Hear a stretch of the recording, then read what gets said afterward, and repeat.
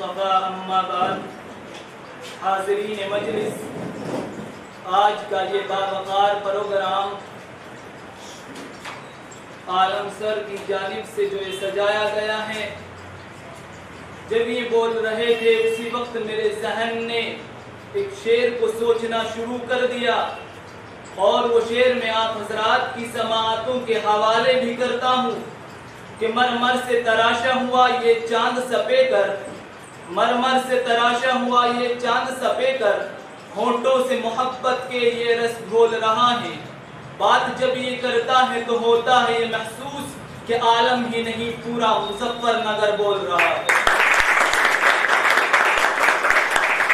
حاضرین مجلس، بہت دنوں پہلے جب ہم یہاں پر پڑھنے ہی آئے تھے، جو ہمارے سینئر ائمہ کرام الحمدللہ یہاں پر تشریف فرما ہے، میں نے اور ان لوگوں نے ایک مشورہ کیا کہ ہم آپس میں ایک میٹنگ کریں، اور جو ہمارے وہ طلبہ، وہ بچے، وہ اسٹوڈنٹ جو ہماری مسجدوں میں نماز پڑھنے کے لیے آتے ہیں لیکن وہ پڑھائی نہیں کر رہے ہیں، تو انہیں پڑھائی سے کس طرح جوڑا جائے، کس طرح سے انہیں تعلیم دی جائے.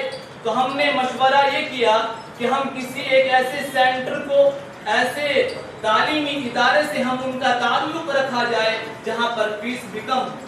تو ہم نے رابطہ عالم بھائی سے کیا، جن کا الحمدللہ پہلے سے ہی ایک بہت بڑا سینٹر بسیڑے میں قائم ہے. ان سے تعلق کرنے کے بعد الحمدللہ انہوں نے یہاں ایک بہت بڑا سینٹر کھول دیا ہے. ان کا میں بہت بڑا شکر گزار ہوں کہ انہوں نے ہمارے ہیں، ان کا بھی شکر گزار ہوں کہ وہ اس طرف توجہ دیں گے. کیونکہ میں آج ہی فجر کے بعد جب میں نماز پڑھ کر بیٹھا ہوا تھا تو میں نے 4 چھوٹے بچوں کو دیکھا، جو کوئی بائک کی سروس کرنے کا کام سیکھ رہا ہے، کوئی کچھ کرنے کا کام سیکھ رہا ہے. تو میں نے ان سے عہد لیا اور ان کے والدین سے ملنے کا یہ فیصلہ لیا کہ میں ان کا ضرور ایڈمیشن کراؤں گا، چاہے فیس ہم ائمہ لوگ ہی آپس میں جمع کرنے کے بعد ہی ان کا ایڈمیشن اپنے پیسوں سے چلائے، لیکن ہم یہ کرتے ہیں کیونکہ تعلیم بہت ضروری ہے. اگر تعلیم نہ ہوئی تو یقین جانیے ہماری 3 نسلیں برباد ہو جائیں گی. لیکن اگر ہمارے اندر تعلیم آ گئی، ہم تعلیم سے وابستہ ہو گئے تو ہمارے بچے، اگر ہمارا تعلیم سے تعلق نہ ہوا تو ہماری نسلیں ہمیں کوسیں گی کہ ہمارے والدین نے ہمیں نہیں پڑھایا.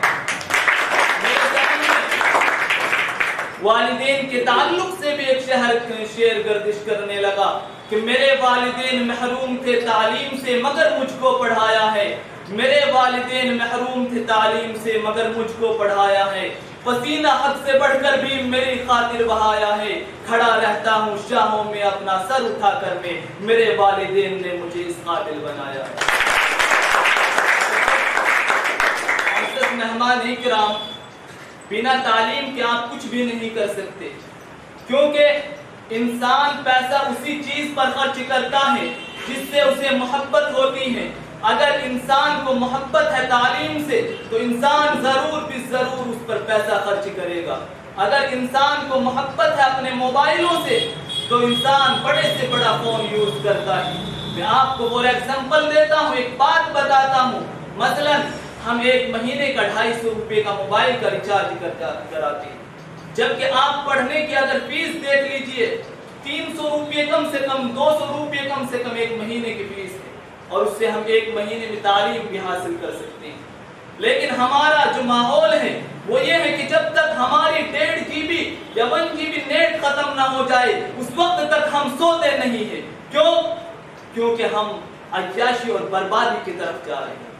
جب تک ہم تعلیم کی طرف نہیں آئیں گے، کیونکہ تعلیم سے ہی انسان بنتا ہے، اور تعلیم اگر نہ ہو تو انسان میں اور جانور میں کوئی فرق نہیں ہو سکتا.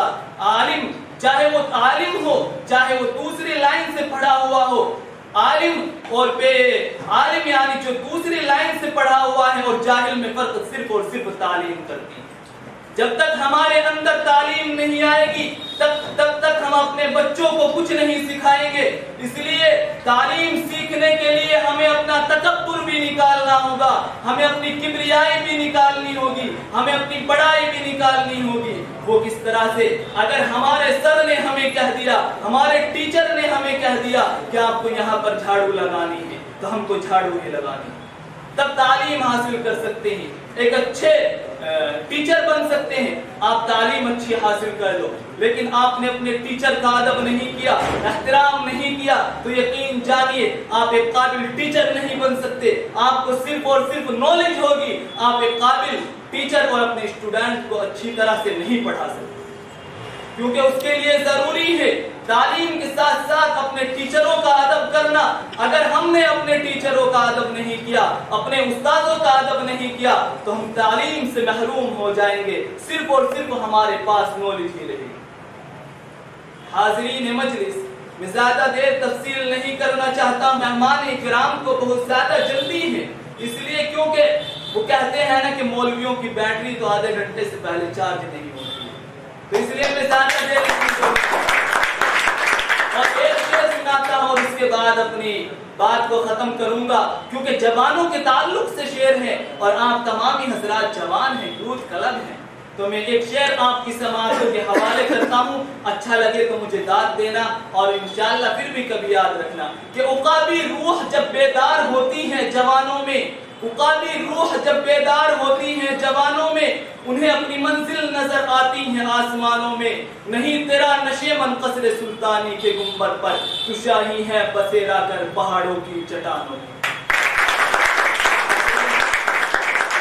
شاہین وہ پرندہ ہے جو پیچھے مڑ کر نہیں دیکھتا ہے, یعنی شاہین وہ پرندہ ہے جو لمبی اڑانے بھرتا ہے, آسمان سے آسمان تک اڑتا ہی چلا جاتا ہے, وہ کبھی ہار نہیں مانتا ہے. تو ہمیں بھی وہی شاہین بننا ہے. اگر ایک مرتبہ فیل آ گئے تو دوسری مرتبہ پھر سے تعلیم حاصل کریں گے. کیوں؟ کیونکہ پڑھنا ضروری ہے. ہمارے بچے آئی پی ایس کیوں نہیں ہو سکتے ہیں, آئی ایس کیوں نہیں ہو سکتے ہیں؟ کیونکہ ہمارے بچے پڑھنے میں کمزور ہو رہے ہیں. تو ان کو گائیڈ کرنے کے لیے اگر ان کے والدین پڑھے ہوئے ہوں گے, یعنی اگر ہم نے اچھے سے تعلیم حاصل کر لی, تو کیا ہمارے بچے پڑھے ہوئے نہیں ہوں گے؟ میڈم آپ کے بچے نہیں پڑھ رہے ہیں, کیوں پڑھ رہے ہیں؟ کیونکہ یہ پڑھے ہوئی ہیں, انہیں معلوم ہے کہ پڑھنے کے بعد کیا ہوتا ہے, اور پڑھائی کرنے کے بعد ہمارے بچے کس طرح سے علم حاصل کرتے ہیں, تعلیم پاتے ہیں. تعلیم سے ہی حضرت یوسف علیہ السلام کو جیل سے بادشاہت دی گئی.